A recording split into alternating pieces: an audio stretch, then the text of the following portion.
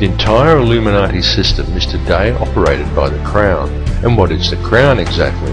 Well, contrary to popular belief, the Crown does not refer to the royal family or to the British monarchy, but to the inner city of London, which in actual fact is a privately owned corporation that functions as a completely separate sovereign state outside the jurisdiction of England, the same as its two sister city-states of Vatican and Washington's District of Columbia, all of which combine to form the empire of the three cities.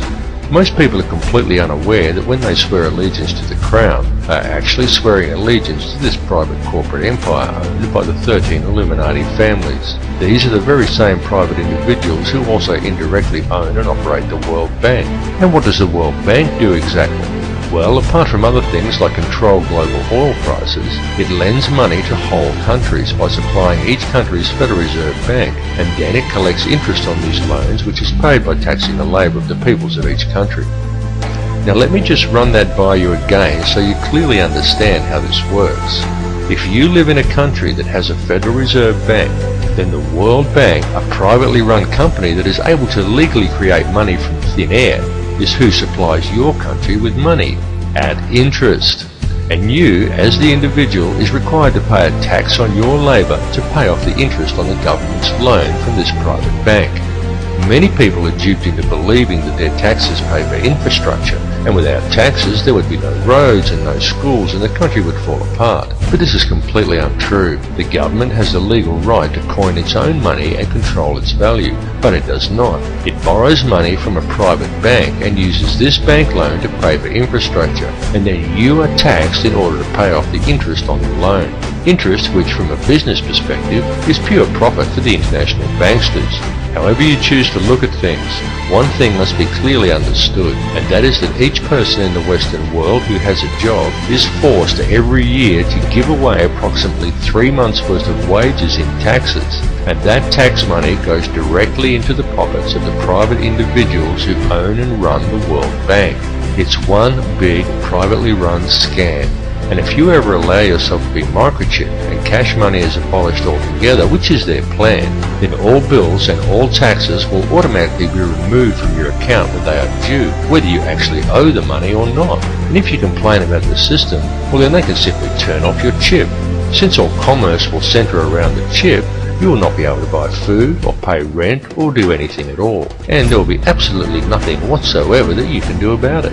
And that is their goal, to limit the size of the population on Earth and to microchip those that are left. And then it's game, set and match, and total control of the world and everyone in it will be in the hands of an international cartel of criminal banksters. This whole scam is being planned and carried out very methodically. It is these people and their minions and puppets who attend such gatherings as Bilderberg meetings and the Bohemian Grove Summer Festival, and who still adhere closely to the schools of ancient mystery, which many such as the late Bill Cooper have referred to as the ancient mystery religion. However, it is more a mechanism of control designed to reach an ultimate goal than a religion. Though steeped in ritual and what many would term black magic, it is simply a system.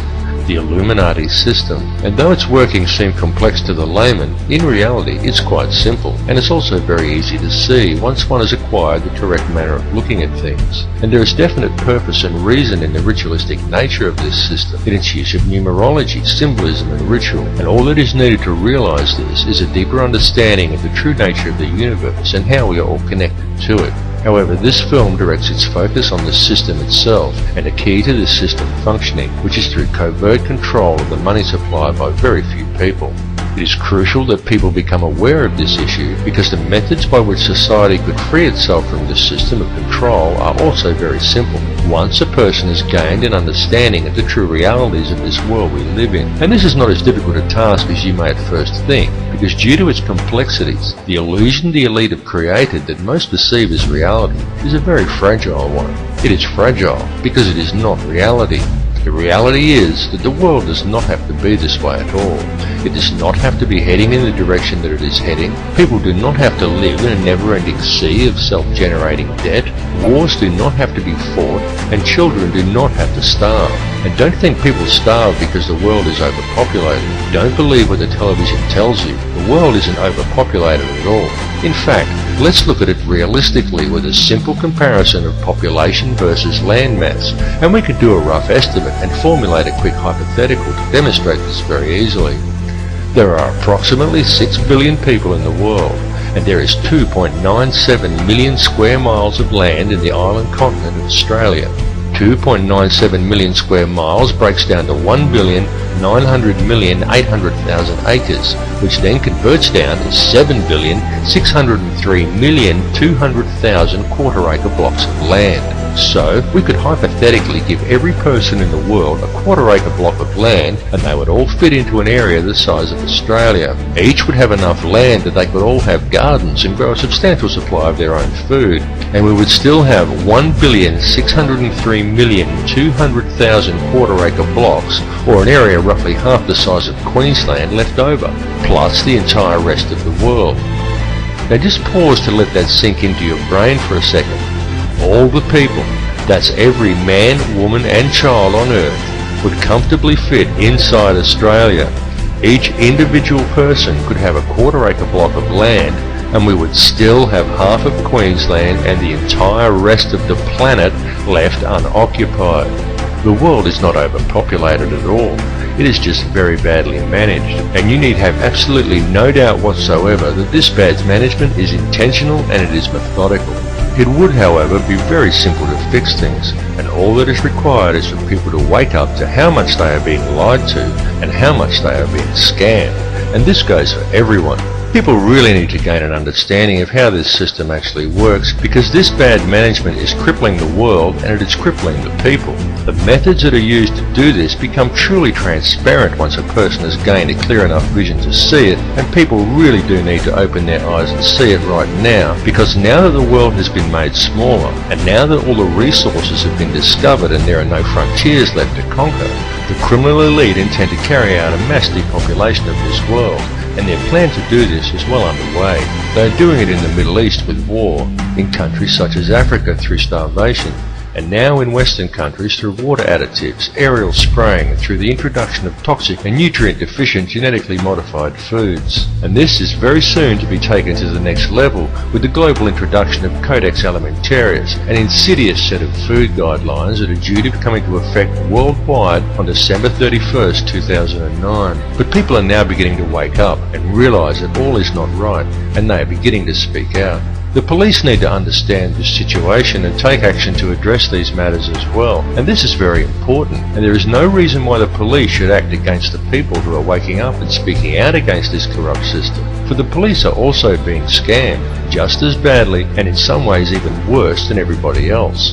Worse because it is the police who are being coerced and tricked into defending this elitist corruption by puppet governments put in place by banksters who coerce these officers into compliance by adding creative names to such public awakenings, such as social unrest or civil disobedience, and by instilling a robot-like adherence to authority within the minds of police officers rather than a strong set of moral values. The police in these cases should stand by the people they are sworn to protect, not blindly follow instructions given to them by criminal elites. The police need to realise that they too are the people, and they are being stolen from and used just as well. And the way to beat this system is for the people, the police and everybody else to simply stop agreeing with it.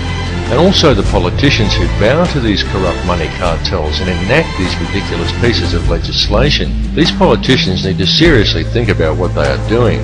They need to realise that these money cartels don't care about them or their families. These politicians have children and grandchildren who are also going to have to live in this world that is being created. And don't kid yourself that there's a politician in a position of power somewhere who isn't a puppet. All are puppets of the money cartels without exception. These people may well have been voted into power, but the voting process is simply theatre for the masses to promote the illusion of people's choice. The people may vote for one particular candidate over another, but they do not get to actually decide who these candidates will be to begin with. The people of the world need to realise their own potential and wake up from the dream that they are living in. Forget what you were told and trained to do by the TV, because it's a lie. TV is there to train people what to think and how to act.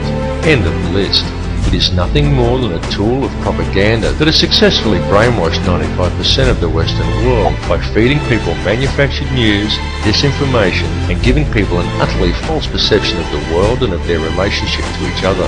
Turn your TV off and leave it off. After even a month of no TV, you'll be surprised at how much better and how much healthier you feel. It needs to be clearly understood by people everywhere that the elite only have the power over the people that the people themselves grant to them. So stop giving it to them. Stop doing what the TV tells you and stop complying with the system. Understand that there truly is no division among the people of the world. No matter who they are or where they are from, we are all people and we are all one. It is through the constantly promoted illusion of division that the system is able to function, but in order for it to do so, it needs public compliance. Stop complying and you will shut the system down.